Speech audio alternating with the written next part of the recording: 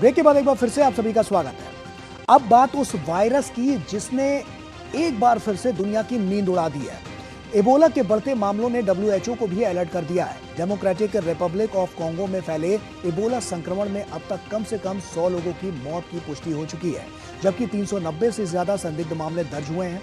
इसके बाद पूरी दुनिया में दहशत फैल गई है। भारत समेत कई देशों ने एयरपोर्ट और बाहर जाने वाले लोगों की निगरानी शुरू कर दी है।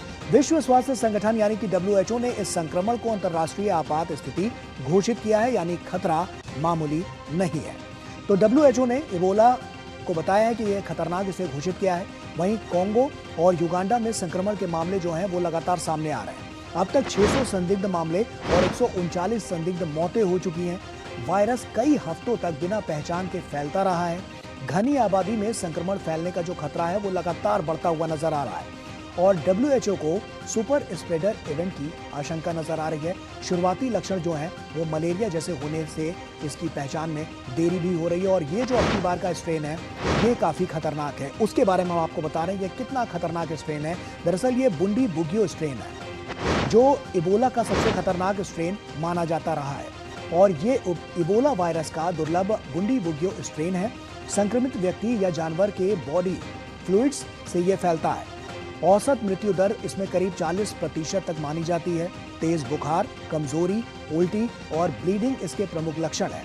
फिलहाल इस स्ट्रेन के लिए वैक्सीन उपलब्ध नहीं और ना ही कोई इसके लिए कोई मेडिकल उपचार भी अभी तक यहाँ पर निकलकर सामने आ पाया है। जो लगातार जो वैश्विक स्तर पर जो तमाम जो वैज्ञानिक हैं इस पर लगातार शोध कर रहे हैं, जो डॉक्टर्स हैं वो भी इस बारे में बता रहे हैं।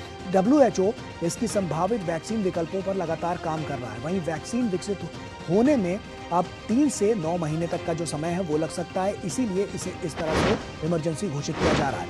संक्रमण की चेन की पहचानने और उसको रोकने पर WHO का साफ तौर पर फोकस है, क्योंकि WHO ने इस बात को लेकर अपनी जो बात है वो रखी है, किस तरह से अलर्ट पर रखा है और किस तरह से जो लगातार नोटिफिकेशन है वो उनकी तरफ से भेजे जा रहा है। WHO ने इबोला के खतरे का स्तर बढ़ाते हुए, इसको देखते हुए क्या कुछ कहा है, आइए आपको सुनवाते हैं। Outbreak in the Democratic Republic of the Congo is spreading rapidly. Previously, WHO assessed the risk as high at the national and regional levels and low at global levels. We're now revising our risk assessment to very high at the national level, high at the regional level, and low at global level. So far, 82 cases have been confirmed in DRC with 7 confirmed deaths. But we know the epidemic in DRC is much larger.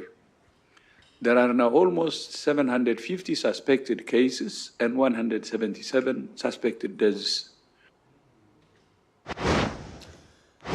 तो global emergency इसे घोषित किया गया है, लेकिन उसके बावजूद लगातार जो काम किया जा रहा है WHO द्वारा और जो तमाम वैज्ञानिक हैं दुनिया भर के वो लगातार इस पर शोध कर रहे हैं और इसको हराने के लिए या इस पर काबू पाने के लिए जो वैक्सीन है और अलग अलग जो मेडिकल इक्विपमेंट्स हैं उस पर काम करते हुए नजर आ रहे हैं। अगली खबर का रुख करते हैं।